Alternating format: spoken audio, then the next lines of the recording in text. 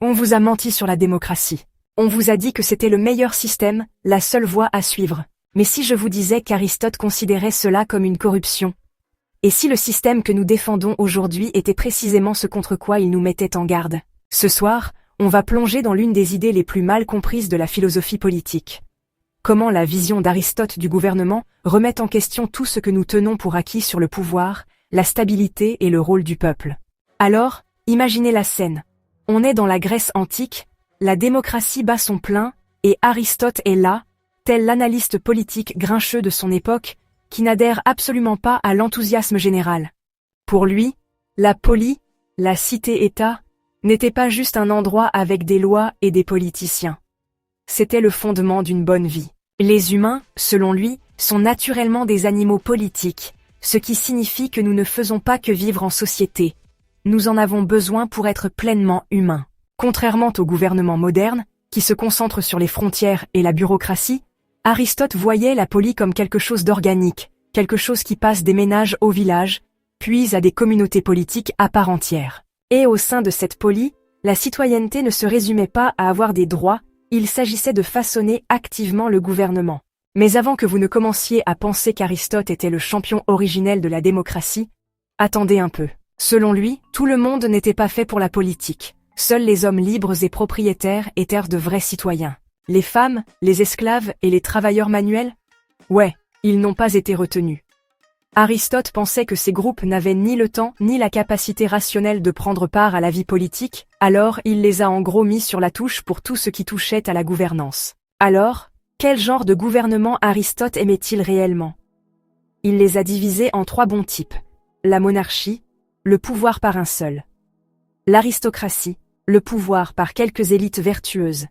Et la politeia, un mélange de démocratie et d'oligarchie, où le pouvoir est partagé de manière responsable. Mais c'est là que les choses se corsent. Chacune d'elles avait un côté sombre. La monarchie pouvait dégénérer en tyrannie, l'aristocratie en oligarchie, et la politeia en démocratie. Mais pas le genre que nous célébrons aujourd'hui. Aristote voyait la démocratie comme une tyrannie de la foule déguisée, un système où la majorité pouvait bafouer la sagesse et la vertu, simplement parce qu'elle était la plus nombreuse. Contrairement à son professeur Platon, qui rêvait d'un gouvernement parfait dirigé par des rois philosophes, parce que confier tout le pouvoir à des intellos n'a jamais mal tourné, Aristote était plus pragmatique. Il pensait qu'aucun système n'était parfait, chaque polis devait adapter son gouvernement à ses propres besoins. Cela dit, il avait bien un gouvernement préféré, la politeia, la boucle d'or des gouvernements, qui trouvait un équilibre entre les masses chaotiques et l'élite avide. Mais Aristote ne s'intéressait pas seulement au fonctionnement des gouvernements. Il se souciait avant tout de leur raison d'être. Pour lui, politique et éthique étaient indissociables. Le but du gouvernement n'était pas seulement de faire respecter les lois ou de prévenir les crimes, mais de cultiver la vertu chez ses citoyens. Il voulait que l'État aide les gens à atteindre l'eudaimonia, ou la plus haute forme d'épanouissement humain. En d'autres termes, un bon gouvernement ne se contente pas de dire aux gens ce qu'il ne faut pas faire. Il les encourage à être meilleurs. Si ça vous semble un peu idéaliste, c'est parce que ça l'est. Des penseurs plus tardifs, comme Machiavel, étaient beaucoup plus cyniques, traitant la politique comme un jeu de pouvoir brutal. Mais Aristote, lui, il pensait que les lois devaient ne faire plus que maintenir l'ordre. Elles devaient façonner le caractère moral. Que cela fonctionne vraiment. Eh bien, disons simplement que l'histoire est un peu mitigée sur ce point. Maintenant, Aristote n'était pas naïf. Il savait que les gouvernements, même les meilleurs, pourraient s'effondrer s'ils n'étaient pas stables. C'est pourquoi il mettait tant l'accent sur l'évitement des extrêmes. Si les riches contrôlaient tout, les pauvres se rebelleraient. Si les pauvres avaient trop de pouvoir, ils prendraient des décisions imprudentes qui pourraient détruire l'État. Sa solution? Une classe moyenne forte, des gens qui avaient assez de richesse pour être stables, mais pas au point de devenir corrompus. Il voyait la classe moyenne comme l'épine dorsale d'un corps politique sain, équilibrant les besoins des élites et des classes inférieures. Ça vous dit quelque chose?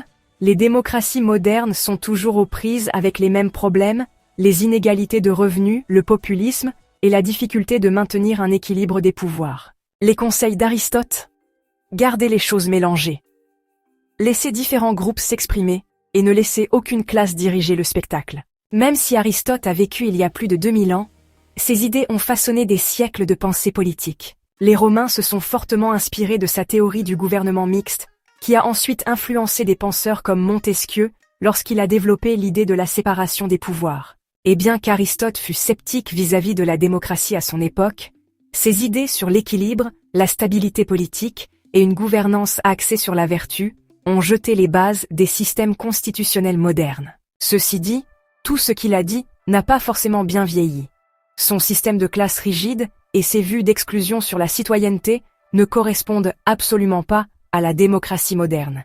Mais s'il y a une chose que l'on peut retenir, c'est sa conviction que le gouvernement devrait servir le bien commun, plutôt que les seuls intérêts des riches ou de la populace. Au final, la politique d'Aristote n'est pas juste un vieux texte poussiéreux.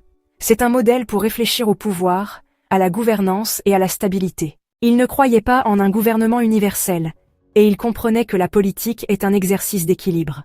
Que ce soit dans l'Athènes antique ou le monde d'aujourd'hui, les mêmes défis demeurent. Comment maintenir la stabilité des gouvernements? Comment prévenir la corruption? Comment s'assurer que le pouvoir serve le peuple, et non l'inverse? Aristote n'avait pas toutes les réponses, mais ses idées continuent de susciter des débats des milliers d'années plus tard. Alors, qu'en pensez-vous? La démocratie est-elle vraiment le meilleur système? Ou devrions-nous prendre au sérieux le scepticisme d'Aristote? Je vous laisse en discuter dans les commentaires. Vous pouvez nous soutenir en vous abonnant si ce n'est pas déjà fait. Prenez soin de vous, prenez soin de vos proches, et je vous retrouve bientôt dans une autre vidéo.